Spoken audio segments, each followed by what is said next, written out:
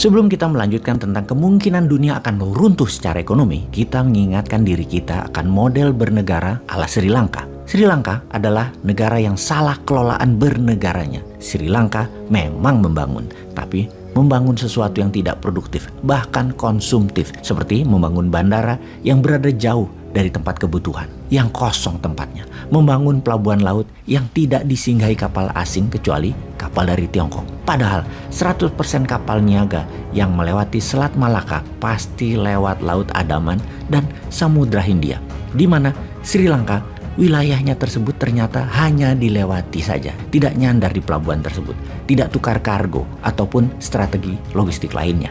Bandara kosong dibangun jauh dari yang membutuhkan transportasi udara, yaitu dibangun di kampung halamannya Presiden dan Perdana Menteri Sri Lanka yang kakak adik, kampungnya Raja Paksa. Sri Lanka bernegaranya dicampur dengan kebijakan yang menguntungkan bisnis pejabat, membuat peraturan dengan membungkus kekuasaan kesannya untuk rakyat, padahal tidak. Bernegara hanya membuat harta berputar di kalangan pejabat dan keluarga pejabat, yang dalam hal ini mereka adalah keluarga dan kolega Raja Paksa. Fakta di lapangan, Sri Lanka sekarang krisis ekonomi negaranya. Setiap hari demo, rumah sakit berhenti melakukan surgery atau operasi, listrik mati di 50% wilayah Sri Lanka, cadangan pangan hanya tinggal 1 bulan lagi. Kita ke Pakistan sekarang. Ekonomi Pakistan memerlukan 36 billion dolar untuk bisa menyambung hidup rakyat Pakistan. Ketika meminta bantuan IMF untuk membail out hutang Pakistan, ternyata IMF menolak permintaan Pakistan tersebut. Apa yang menyebabkan penolakan tersebut? Pakistan bisa dikatakan negara yang berbahaya. Berbahaya karena ada 3 kelompok teroris besar yang tinggal di Pakistan dan besar di Pakistan. Pakistan adalah juga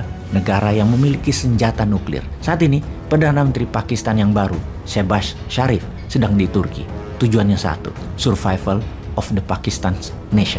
Pakistan memerlukan cash untuk membayar kewajibannya sebesar 36 billion dolar. Pakistan desperate, namun sejauh ini tidak ada yang membantunya. Apakah Pakistan menjadi Brazilnya Amerika Latin di krisis ekonomi di tahun 80-an seperti Meksiko bangkrut? Meksikonya sekarang adalah Sri Lanka. Pakistan cadangan devisanya tinggal 10 billion dolar yang hanya bisa untuk biaya 2 bulan negara Pakistan. Minta bantuan IMF ditolak. Juga karena IMF meminta Pakistan merubah strategi keuangan bernegaranya terlebih dahulu, yaitu cut cost, lebih efisien, mencabut subsidi BBM dan listrik, naikin pajak, swastakan 2 bank negara. Bank tersebut untuk jadi swasta karena selama menjadi bank BUMN inilah ladang korup. Melepas dukungan kepada kelompok teroris Taliban, ISIS, dan Al-Qaeda yang total sekitar ada 40.000 pasukan teroris bersenjata tersebut di sana dan mengusir keluar dari Pakistan. Pakistan harus bukan lagi teroris safe haven. Solusi yang dicoba Pakistan kemudian yaitu menerbitkan surat hutang atau bond. Ternyata tidak ada juga yang membeli. Lalu Pakistan merapat ke friendly country yaitu Tiongkok sebagai negara pemberi hutang proyek terbesar Pakistan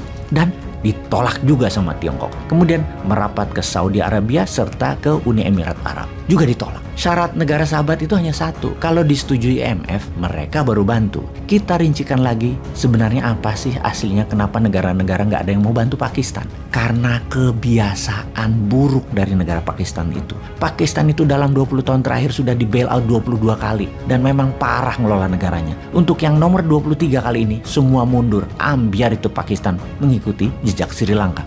Sekarang kita ke Argentina, inflasinya mencapai 50% dalam 6 bulan ini karena mahalnya impor BBM dan pangan.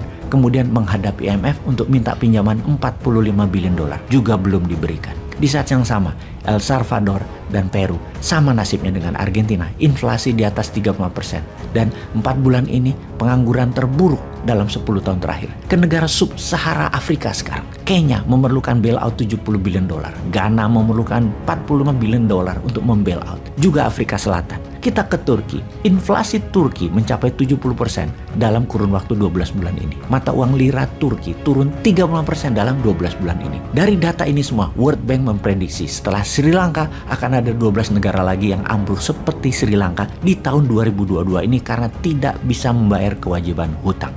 Kita summary-kan informasi kali ini.